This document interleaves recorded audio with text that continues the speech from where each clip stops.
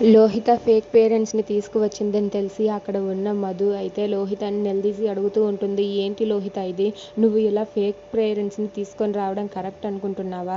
అక్కడ వరుణ్ ఎంత బాధ పెడతాడో తెలుసా? వచ్చిన వాళ్ళు ఫేక్ పేరెంట్స్ అని తెలిస్తే అలా మ్యాడీ కూడా ఎంత బాధ పెడతాడు? నువ్వు ఒక్కసారైనా వాళ్ళ గురించి ఆలోచించావా?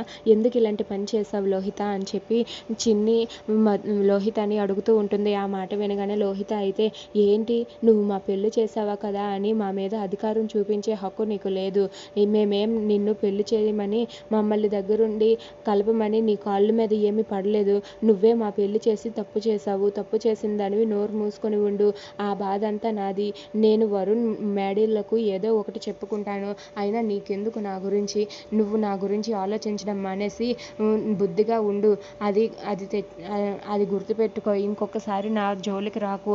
నా గురించి ఆలోచించుకో అని చెప్పి లోహిత అంటూ ఉంటుంది. ఆ మాట వినగానే అక్కడ ఉన్న మధు అయితే ఏంటి లోహిత ఇలా మాట్లాడుతున్నావు? అసలు నీకు పెళ్లి చేసి నా ఇంటికి తీసుకుని వచ్చాను చూడు, నాది బుద్ధి తక్కువ అని చెప్పి అంటుంది. మేమేం నిన్ను పెళ్లి చేయమని కాళ్ళు పట్టుకోలేదు. మీ ఇంటికి తీసుకురమ్మని నిన్ను బ్రతిమలాడలేదు. నువ్వే ఇదంతా చేసావు. మేమేం చేస్తాము? ఇంకొకసారి ఈ విషయం ఇక్కడ కాకుండా ఇంకెక్కడైనా చెప్పావంటే మర్యాదగా ఉండదు అని చెప్పి లోహిత మధుతో అంటుంది.